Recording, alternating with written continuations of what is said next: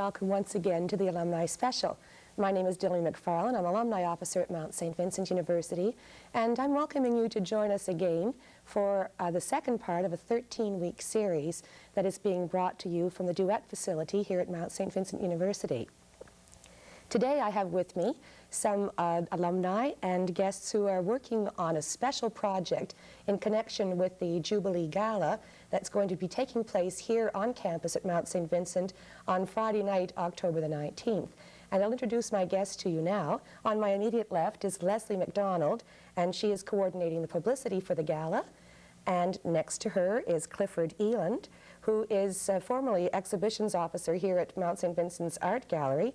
Cliff is going to be looking after the decor and design for the gala. And not last but not least, by any means, Anne Marie MacDonald, and she has probably the most important job of all, and that is to coordinate the food that's going to be served at the gala. Just by way of general introduction to anyone who might be watching, this year is a special year for Mount St. Vincent University. We're celebrating our 60th year as a degree granting institution, and by way of celebrating, we've planned a very special event on the part of the alumni, and it is an evening of dancing and music featuring a cabaret and all sorts of special treats in mind to make a real marvelous party. Working for a committee like this, you have to have a lot of enthusiastic people. And Leslie MacDonald has always been an enthusiastic person as a student, and she's a very recent alumna, having just graduated in the spring of 1985. Leslie, why don't you tell us how you got involved with this committee? Well, I had nothing else to do, so I came out and volunteered for something to do, and you got me involved with this. Oh, that's great. This is your first alumni project that you've worked on, isn't it? Yes, it is. I see. And where are you working now? I'm working for Chris Alexander, and he's the Atlantic distributor for Mardan Safeguard products. Have you been working there long? No, only since I've been involved with this project, which goes together, because I came out to volunteer for the project, and so you got me out here for the first meeting, and I just happened to go to the employment center on campus and got the job through there. So it's been very happy for both of us. Yes. Since you've been involved, you're working with a couple of other alumni too, aren't you? Who are they? Working with Janet Thompson, who's now the public relations person at Isaac Walton Kilm Hospital, and I'm working with Rachel Bachman, who's the public relations person at Simpsons Mall. I see. And they form your publicity committee? Yes, they do. And what basically is your job? We're coordinating the publicity and getting the posters out and getting the word out to the other alumni and the public. I see. Basically. I see. Have you had any reaction at all to the idea, how it's going to be received by the general community or by the students, for instance? The students are enthused about it because obviously it's a very, very big thing going on campus. And the general public seems enthused because of all the different activities that are going on at this gala. Because you do have the big band and the piano bar and the Dixieland. So they like to get involved in the different activities. So they're enthused about those. Oh, that's great. Cliff is busy working on the decor for the evening. As Leslie mentioned, the gala is going to be a multi-location happening. We're going to be taking over Rosaria Center for the evening, and the music, as Leslie mentioned, is going to play a large part in the enjoyment of the evening. Featured in the multi-purpose room will be Joe Skoronsky's big band, and in Vinnie's Pub, the Dixie Tech 7 will be performing in a speakeasy atmosphere, while we have a cabaret to present in the dining hall with the local singing group Variety Fair and some other very special musical performers. But Cliff, what sort of theme will the gala have? Well, first of all, I'd like you to repeat the night.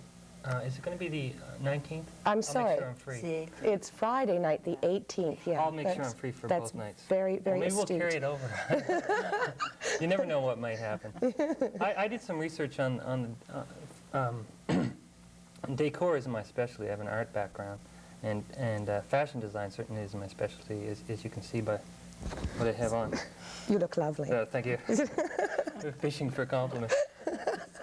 But there were three big things that were happening then. One was King Tut. The tomb had just been discovered. Oh, this is 1925. Yeah. Well, actually, it was a bit earlier that the tomb had been discovered, but the King Tut fever had started going by 1925. The other thing was ostrich feathers. They were really big. And the other thing was pearls. So pearls, ostrich feathers, and King Tut. And what we'd like to do for the gala is have people dress appropriately. And everyone's guaranteed a good time, not only because they're going to come in costume, hopefully, but prohibition has been long repealed. But that's the other thing I wanted to ask you about. Canada didn't have prohibition, didn't it? Well, in fact, we observed prohibition, Oh, we although I did. don't think that it was a law. I'll probably get some letters about this. I hope I do, because it's never Yeah. been clear in my mind either. But as far as I know, there were restrictions on liquor in Canada, but not because of anything that we were bound to by law. But I think it was a trend that was very prominent at the time. Well, we have this rum running tradition too, which we Definitely. hope some way we could work in, or maybe guests could work that Yes. in too. Perhaps we could serve our drinks in teacups in the speakeasy. Yeah, Something like that. that might work. That might be good. But this has really captured a lot of enthusiasm, I think, on campus. I know that a lot of the alumni that I've been talking to are commenting, making remarks like, oh, I came across my elbow-length white gloves the other day in my cedar chest, and I'm delighted to be able to use them again. And I know one friend of mine that has a dress of her mother's that I believe her mother wore to a special function in the 20s or 30s that she's resurrecting for the occasion. I guess they invented rayon around the early 20s, the first Really? artificial fabric, so some of the stuff they made then is still around. The dress for the gala is optional black tie, so that more or less allows people a great range of variety as far as dress is concerned. Right. For instance, I'm going to go optional. Well, I'm sure that'll be, and the ostrich feathers will... Optional ostrich feathers. Right. No, I think that we're probably looking for a very fancy occasion, perhaps one of the most glittering occasions that we've had here on campus at the Mount in many years.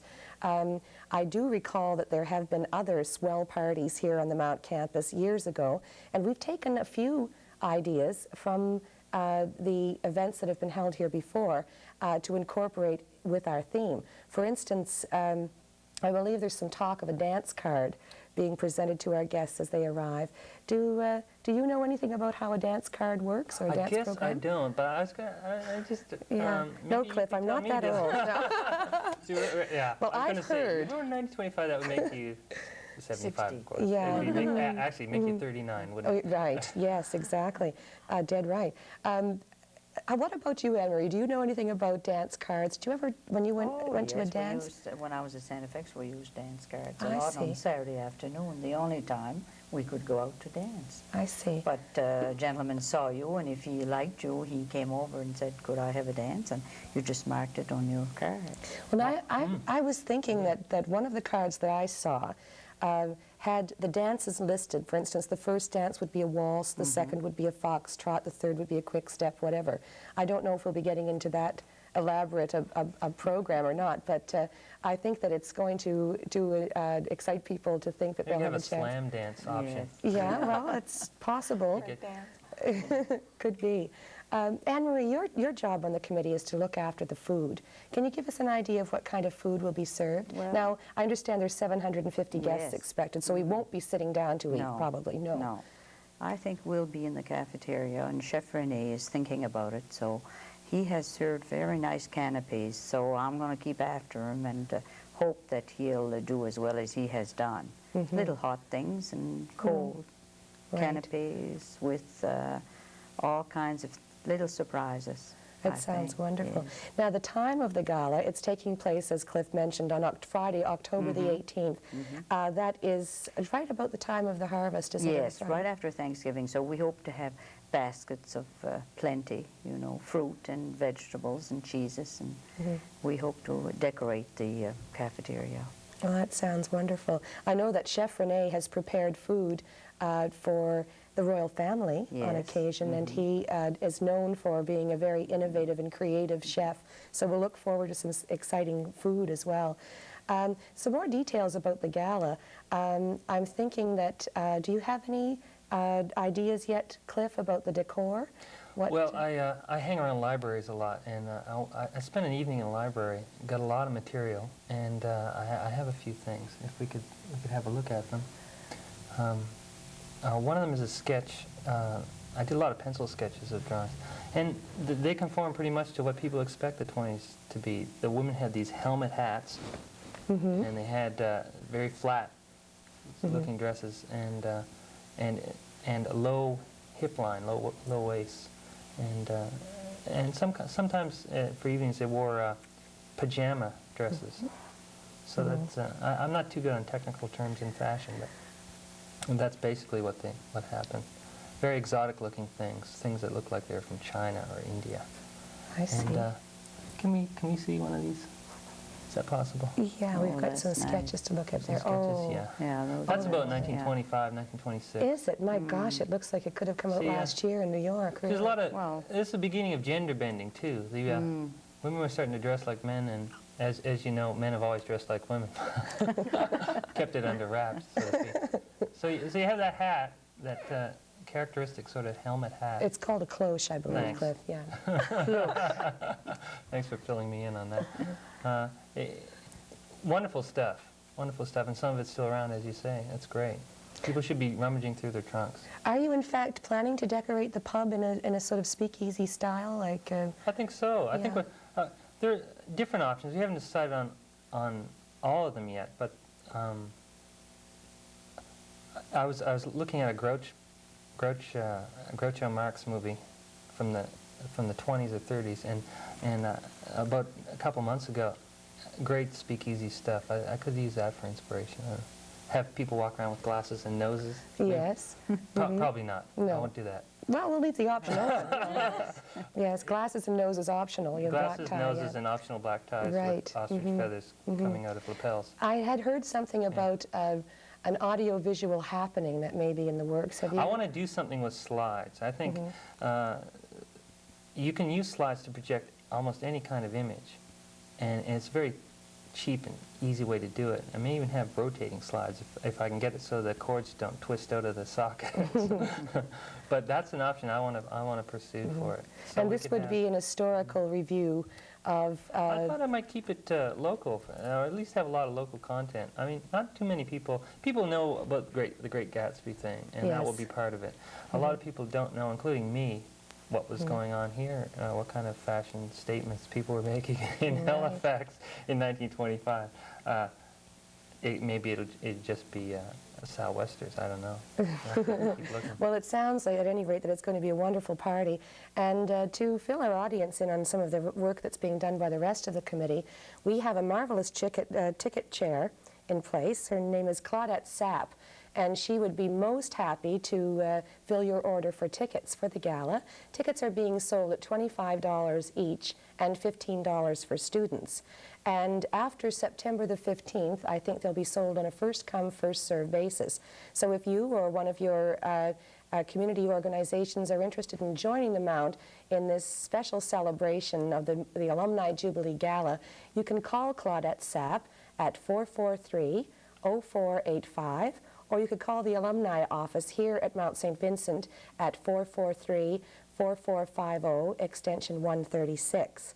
And to give Claudette a lot of credit, she has a massive job ahead of her. We are expecting 750 guests, and we're hoping to encourage attendance by current students, because in fact this is a graduation ball for the fall graduates of 1985. We're hoping to encourage student attendance. In fact, we're guaranteed of at least 30 being there, because we have 30 special student ambassadors who will be appointed to act as hosts and hostesses on the evening. In addition to that, we of course hope that the alumni will turn out in good numbers, and we're expecting a number of distinguished guests. Further to the Jubilee activities for the weekend, there are a number of alumni-sponsored events taking place during that time, starting with the President's Dinner for all former presidents of the Student Union and class presidents on Wednesday, October 16th. The gala, of course, on Friday evening. On Saturday, the Lieutenant Governor and Her Honor Mrs. Abraham will be hosting a special tea for the alumni, where medals of distinction will be presented to 10 alumni on that day by His Honor. And on Sunday, our baccalaureate mass and our special Jubilee convocation will be taking place. So stay tuned for further details on all our special Jubilee activities. And I thank you for joining us today, Anne Marie MacDonald, Cliff Eyland, Leslie MacDonald, and me, Dilly MacFarlane. See you next week on the Alumnae Special.